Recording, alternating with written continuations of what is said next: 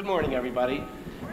Really nice to see all of you, some familiar faces in the audience.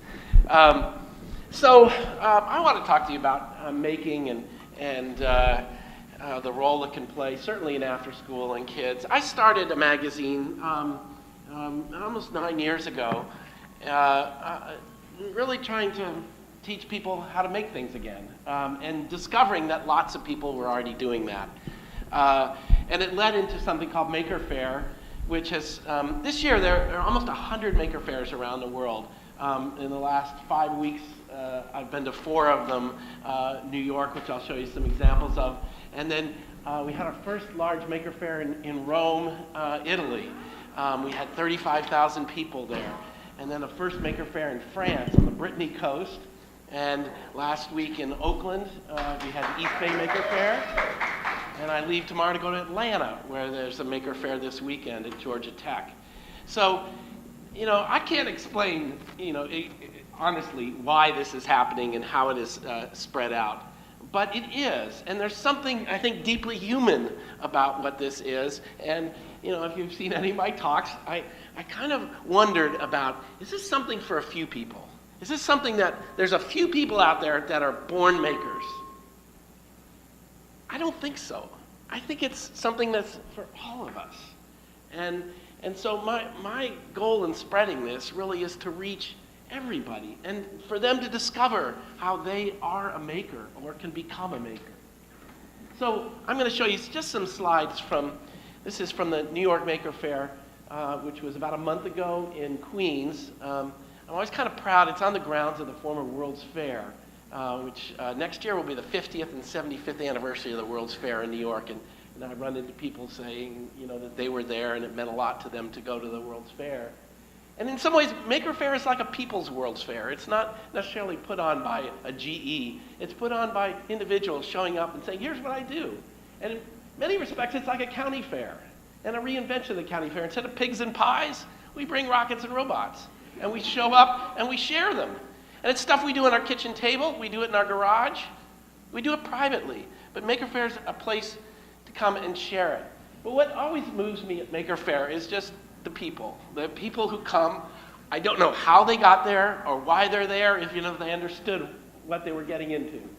But this is a young girl picking up a 3D printed dollhouse chair, right? And you start saying, all this fancy technology, but we're using it to make dollhouse furniture. How cool is that?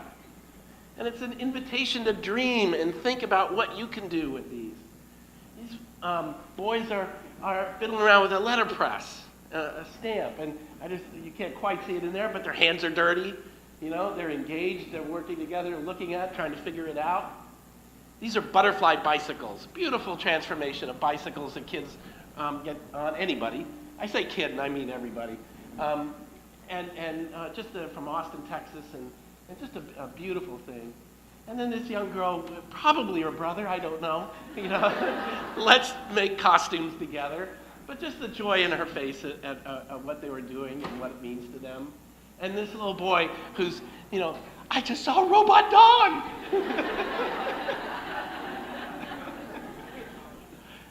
And there's so much going on. It's interactive, things you touch and bring to light. The thing about making that has it really been a development from it, from when I started the magazine. It's really become a family thing. The fairs are family oriented, and so we get there. And what's great is I think the adults have as much fun as the kids, and we don't necessarily program it just for kids, but everybody's there.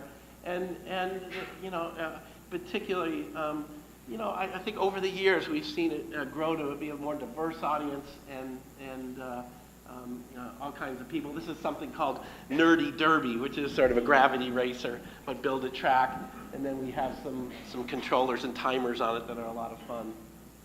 And then again, a lot of stations just where people are engaged, usually parent and child in some kind of making activity. This is something, learn to solder. How many of you have soldered? That's pretty good. Maker Faire in the Bay Area, which is in May, we had 120,000 people there. But on Sunday morning, we opened at 10. By 10:15, there was a 100-person line outside the Learn to Solder tent. And like, who would think people show up and that's the first thing on their mind is to learn to solder? But it's fascinating, it's fun. You get a Blinky badge. Something went wrong on the science stage. It's just amazing things. This is sort of walking puppets made out of styrofoam containers, and it's called Cafeteria Culture. And it almost looks up close like a Lego construction, but it's little pieces of transparent plastic that have been made into sculptures.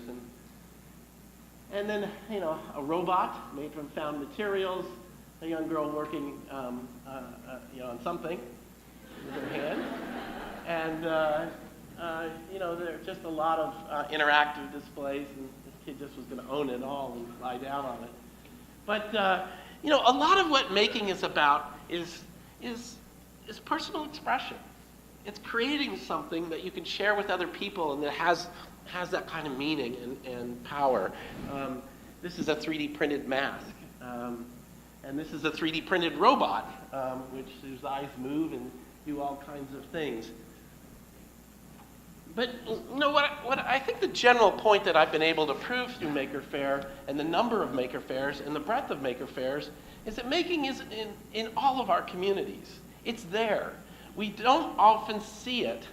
I've helped to make it a bit more visible in terms of finding makers and seeing that it's widespread.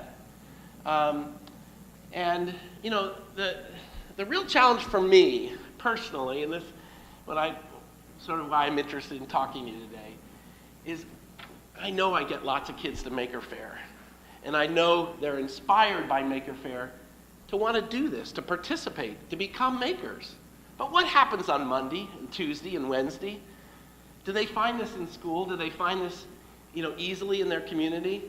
If their parents are active, they may help them as a guide, but what if they aren't? And so how do we develop this? How do we take what happens at Maker Faire and in some ways, what we can really see whenever we put a group of kids into making, and how do we work with that and develop that? In my view, making is not well understood in education, and it's been marginalized. It has been something deemed as inefficient, something which we can't measure, and yet, it goes back to our oldest, philosophies of education, such as John Dewey's Learn by Doing, the constructivist philosophies of the 70s, where you construct knowledge. It's an active, engaging thing. You don't just absorb it. You don't just press buttons on a screen. You build it. You create it. So I like to think of making, and it has many forms and ways, but I think for educational purposes, you can think of it as a kind of experimental play. And by experiment, I simply mean I want to try that. I want to see if it works. I want to see if I can build it. And I learn from that. I get feedback from doing that. But play is a big deal here, because I think, especially in what we're talking about, like after school and summer, if we can frame making, if we can frame learning as play and understand how much is going on there, how rich that is, we have a double win. I mean, kids want to do it. They enjoy it.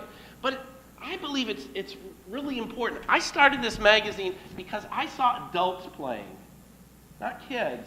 And then I saw that the connection between play and innovation, like where does innovation come from? Where do all these great ideas, whether it's inventions or websites or things, where did they come from? It's play, experimentation, it's trial. It's getting an idea and being able to develop it and see if it's worthwhile, if it's real, if it's worth your time and energy.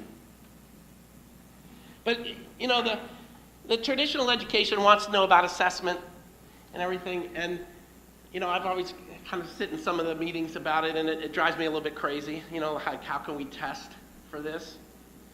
And it was really a shower thought I had one day, just coming up with this phrase, that making creates evidence of learning. The thing itself, what you make, what you've done, speaks to what you've learned to do it.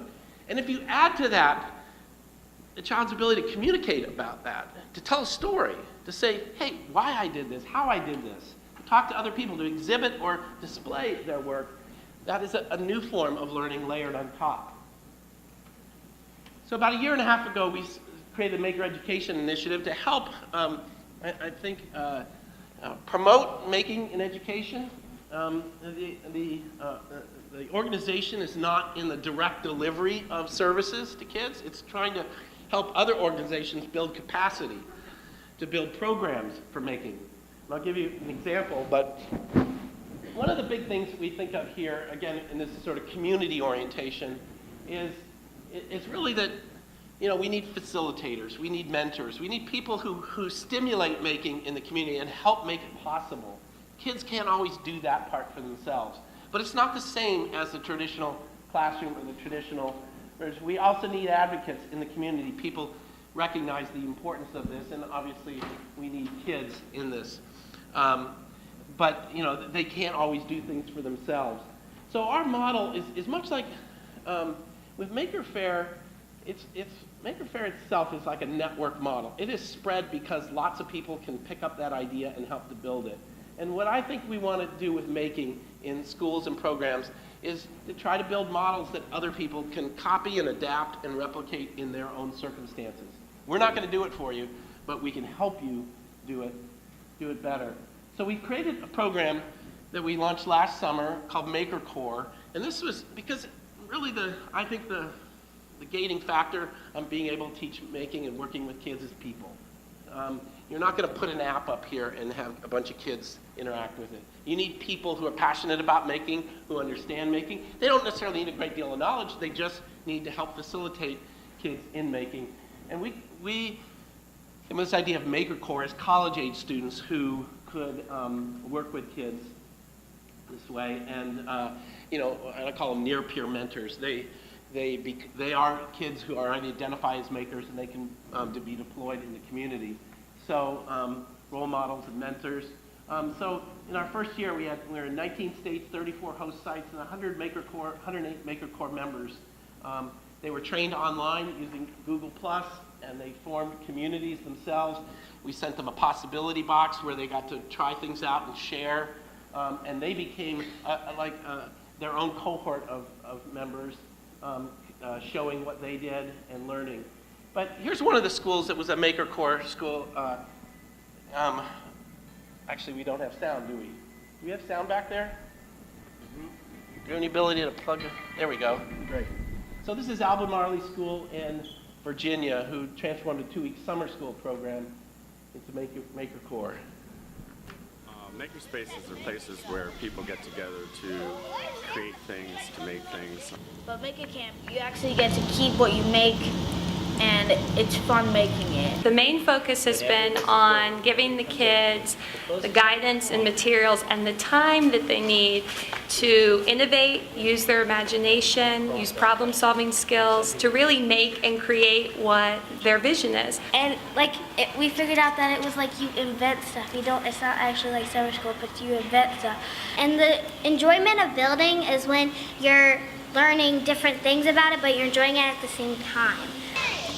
For me, it's about empowering kids because it moves things away from right and wrong, and there's just a whole lot of choice, and there's a whole lot of collaboration, more than I've ever seen in any other way I've approached my job. Don't really think of myself so much as a teacher when I'm in this role as I am kind of a student assistant. The child is teaching me what they need to learn, and so I'm their assistant providing them what they need. And the hard part about it really is to know that there's an easier way to do something, or a better way to do something, a more efficient way to do something, and not try to impose that upon the child, to let them discover those ways. And one of the big takeaways a lot of the kids are realizing is that when you try something, it's not always going to work out the way you want it to the first time around. So rebuilding, retesting, and really using different thinking skills to figure out what will work for them. And I think the hands-on, being able to do it, and actually see it instead of looking at a TV screen makes a big difference for him. I mean, he puts things together at home, but nothing like this. He talked quite a bit about the spaceship he built and if we were going to go see it. So I think he really enjoyed being at Scottsville the last 2 weeks doing the enrichment program. And when all I bring home is a piece of paper and I picked B instead of C, I don't have a lot to talk about with my parents. And because I picked C and the answer was B, I don't want to talk about it. So if I'm bringing home something I made and it's right because I made it, it was my plan, or I know how to fix it, I've got a lot to do at home. So you'll be able to do things, and your dad or mom, whoever you live with, your guardian or whatever, they would be like, wow. And I'll be like, just from school. I mean, in the end, the goal for the kids, we want them to be leaving us with the skills of problem solving and being able to innovate and engineer on their own and come up with their own solutions for things. So letting them kind of be in charge of that this summer camp has really helped. I've watched kids be really successful, and they've been successful, I'm pretty sure, in ways that they never have been at school, and they've felt things that they have never felt at school. What I love about that is, I didn't produce the video. I didn't write that script. I couldn't write a better script to illustrate some of the benefits of making to you. Some of the things that I want to call out, it's not making if you're not using your imagination, if you're not engaged there. It's not just this hands-on thing. The hands-on is great, but unless you're dreaming, thinking, conceptualizing what it is you're making, you haven't really moved the kids into that area. Second is this notion of being self-directed. As being what my worry about making in schools is getting a condition where an adult stands up in front of a group of kids and tells them step by step what to do. That's how chemistry labs work today, and they're deadly. They're boring. But allowing us, it really doesn't matter to me a whole lot of what they end up with. It is actually learning about the process of making that I think is so, as I heard in that video that preceded me, that process is really extensible to anything. And at the core of it, it's iteration. It's the chance to do things time and again, to practice and get better at something, not just to do it once. And believe me, if you could just take any activity you do with kids and give them a chance to do it again and again, and do it in a group setting where they can learn from each other, you will see surprisingly different results. And you'll see a sense of progression there. I'm going to flip through because I'm a little bit ahead of my time, but what we continue to see, though, is this sort of formation of community.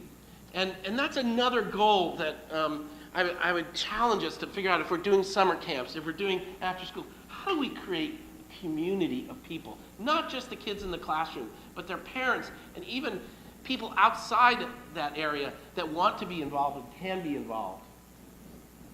As I said, one last thing, some maker camp up in Santa Rosa that I've been involved with and helped support. And some of my support has made it possible for teachers to participate in the summer camp, teachers at the middle school to help create, and teachers at the high school where these kids would eventually go. It's had two benefits. One is the teachers learn about making, and they take it back into the classroom and begin applying it.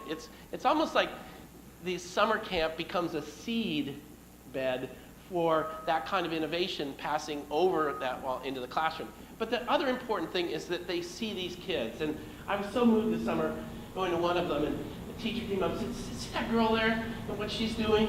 She was our biggest problem child in this school all year long, and she's the most successful kid in the maker camp."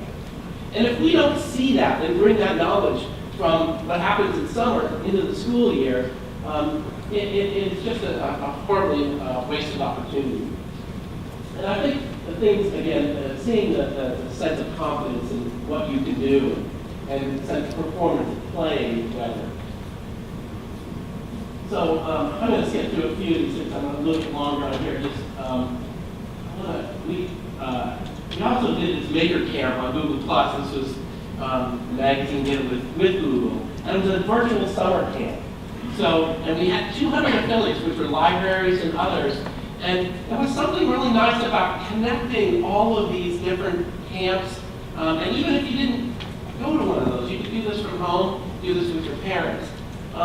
There's a desire for people to do this stuff. And I'm not going to show that video. But again, making it real, it's personal. I don't lose sight of that. When this becomes personal, it really matters. It's they're not just doing it because they're told to do it. They're doing it because they want to do it. And I think I would say the most important 21st century learning skill is being self-directed. It's when you realize that you can learn. Paul Hackman shared with me this article. He's written. Paul's kind of an advisor and mentor, and I think it just applies here. It's not written about making, but I think making really applies this. He says, what really matters is deep immersion in consequential activity. And it's really hard to do that in school year, in school time. But that's what we see in summer. I think where kids get hours to build and try and fail and recover. They don't want to go to lunch. They don't want to go home at the end of the day. They want to spend more time doing that. And most times within the school year, you can't like set up a project, do it, and then clean up for that in 40 minutes or 50 minutes. So that deep immersion, and that is a quality of play. Immersing yourself in something, that's when I think you're really learning. Let's say a couple other things. When they focus in depth on a few things at a time, when they see a clear purpose in what they're doing. And we do a miserable job of that. We want to teach them science and technology, and it's like somewhere down the road this will make sense to you. We don't question, are we making this relevant to kids? And it is relevant to them. That's what drives me. Being able to control technology, be able to understand the world around you through science, it does matter. But we don't do a good job of connecting that. Motivation, I think, that is the science of education. It really is about the psychology of learning and people. Teachers know how kids think and I think their motivation. And that's really where our expertise should be applied. Once we have a kid that's motivated, they can go lots of places and do lots of things. We know if they're bored, they're not learning. But if they're stimulated, they are. And then this idea of meaning, and I saw it in your video, but it was sort of, we're creating not just that thing that we're making, but we're creating relationships among the people in our group, working together, collaborating, even taking that work outside and sharing it with other people. So I would like to encourage you to really, in your actual after school and summer camp project you're thinking of making, think of it as a pathway of progression. Think of it as something that you're not just doing an isolated activity. What's next? Where do you take them? And if you could sort of present to them where they started on day 1 and where they end on day 30 or day 180, how could you help them understand the kind of development and progression that they made in what they're doing? And again, I see a lot of times that the hands-on activities are thrown at kids, and there's not a deep connection to, how did they develop as a result of doing that? What I mean here, directed activities, these are kind of things we've thought of. Directed activity is sort of like learn to solder. I'm going to teach you a skill, and we all kind of have to follow along and do that. That's one way of building the capabilities of students. Guided project might be, I want to build a potato cannon. Other people have built them. I can find recipes for doing that, and I can follow that. I'm being guided either by an instruction set or by someone else teaching me how to do that. But the third, I think, is the real win, and that's open projects or freestyle projects where they begin to generate the idea. They have to figure out how to do it. What does it look like? How is it constructed? And then that is something that really, I think, begins to develop them in a major way as learners. Howard Gardner uses, you're probably familiar with him, but there's probably many definitions even within Howard Gardner of intelligence, but this is my favorite because it serves my purposes. The ability to solve problems or create products, meaning outcomes, that are valued within one or more cultural contexts. And I think that we saw in that video, the ability to take something home and share it. I went to the South Boston Fab Lab. I was talking, they have lots of fancy fabrication equipment, but kids were focused on t-shirts, making t-shirts with silk screening. I asked the leader about it, and he said, well, they put those t-shirts on, and they go out in the community, and people see them, and they say, hey, where'd you get that t-shirt? I made it. It's a big deal. And even it's the basic human impulse that when I started to make I called it initially, eternally, it was Martha Stewart for geeks. And I thought what Martha Stewart got was, why do you bake a pie instead of buying it from Safeway? Well, because friends are coming over. And when they say, oh, that was a delicious pie. Where'd you get it? Or how'd you make it? If you have a story, it was a grandma's recipe, or I picked the berries in the backyard, or it's a better story than I got, it was on sale at Safeway. But it also shows that you cared about them to do something. And so that's the nature, the social nature of making. All right. And just so you know that this is becoming more and more important, MIT announced this summer that they are making a supplemental admissions form for a maker portfolio. That means those projects that kids are doing can be listed. Now they're not ignoring academics or anything else, but they want to see what those kids are doing. They want more makers at MIT. So one of our leading engineering schools is saying, we want more kids who make things to be in our student body. I want to end with this, because I think the biggest kind of thing that you can see as educators is the construction of an identity as a maker. And I'm going to use the example of Duncan here, who's a student, who was a student in Stockton, California. Came to Maker Faire with his family, bought some kits, went home. He started doing this, and he wrote me that he said, by the time I went back to school in the fall, I was still very interested in making, hacking, and designing, and more interested in computers than ever, and realized that there were a lot of opportunities at school to pursue those interests. The most powerful way that making changed my life is how it helped me be less shy and seek out others with the same interests. As a result, I made great new friends, met a classmate who became my best friend, and associated with some really great mentors. He said, I thought being a maker meant being someone who tinkered alone in a garage, but now that I see makers about being a collaborator, a student, a teacher, a craftsman, just about every aspect of my life. Now, I mean, that's a huge win to have that sort of development, but that's what we're about. That's what we want, to feel that kids can see themselves in a new way and begin to build upon that. So thank you very much for having me today. And